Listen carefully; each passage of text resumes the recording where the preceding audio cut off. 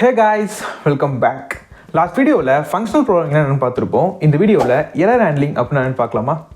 Okay, first error ஹேண்ட்லிங்னா என்ன? Error ஹேண்ட்லிங்லாம் ஒன்றும் கிடையாதுங்க. இப்போ நம்ம ப்ரோக்ராமிங்கில் ஏதாவது எரர் வந்ததுன்னா அது எப்படி ஹேண்டில் பண்ணுறதுங்கிறது தான் எரர் ஹேண்ட்லிங். புரியல? இப்போது ட்ரை அப்படின்னு ஒரு பிளாக் இருக்கும், எக்ஸப்ட் அப்படின்னு ஒரு பிளாக் இருக்கும்.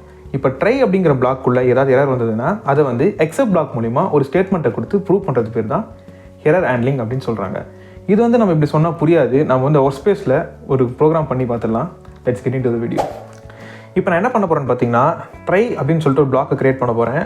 அதுக்குள்ளே இப்போது ஒரு ஸ்டேட்மெண்ட் கொடுக்க போகிறேன். லைக் நம்பர் 1 அப்படின்னு சொல்லிட்டு இதுக்குள்ளே இன்ட் ஃபார்மேட் மூலிமா நான் யூசர் கிட்ட இன்புட் எடுக்க போகிறேன். லைக் இன்ட் இன்புட் ஆஃப்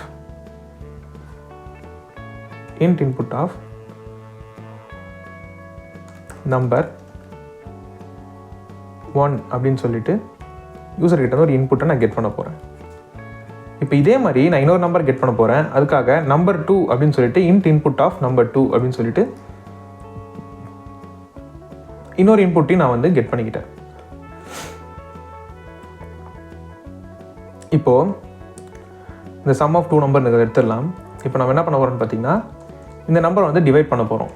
அதுக்காக ரிசல்ட் அப்படின்னு சொல்லிட்டு ஒரு வேரியபிளை க்ரியேட் பண்ணிவிட்டு நம்பர் 1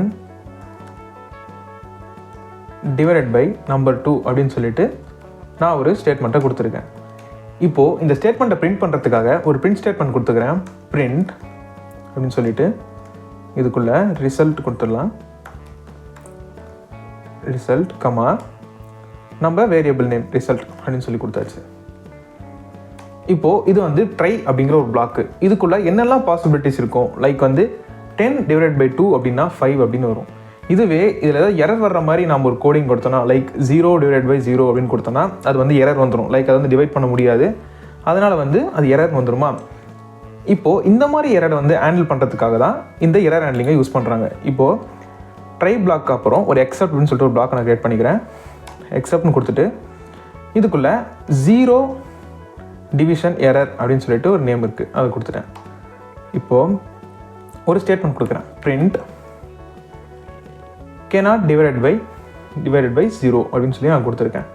அதாவது இந்த பிளாக்கில் 0வால் நம்ம டிவைட் பண்ணோன்னா 0வால் டிவைட் பண்ண முடியாது. அதாவது 0 டிவைட் பண்ண முடியாதுல்ல. அதனால் இப்போது இந்த மாதிரி எரர் எதாவது வந்ததுன்னா நம்ம cannot டிவைட் பை 0 அப்படின்னு சொல்லிட்டு ஒரு ஸ்டேட்மெண்ட்டை கொடுக்குறதுக்கு இந்த எக்ஸப்ட் அப்படிங்கிற பிளாக்கை நம்ம யூஸ் பண்ணுறோம்.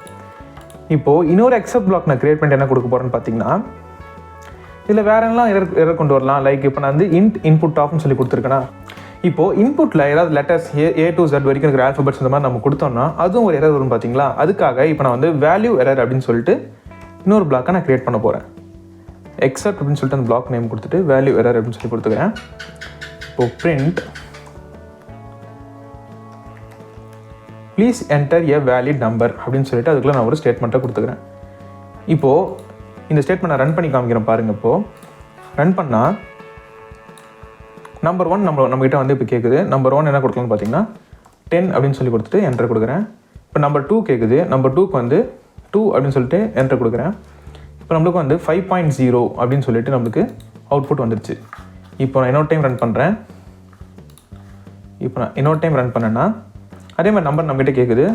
இப்போ நான் என்ன கொடுக்குறேன்னு பார்த்தீங்கன்னா 0 அப்படின்னு சொல்லி கொடுத்துக்கிறேன். இங்கேயும் நான் 0 அப்படின்னு சொல்லிட்டு என்டர் கொடுத்தேன்னா cannot டிவைடட் பை 0 அப்படின்னு சொல்லிட்டு நம்மளுக்கு இந்த எக்ஸப்ட் பிளாக்கில் இருக்கிற ஸ்டேட்மெண்ட் ரன் ஆகிடுச்சு. இப்போ இதுவே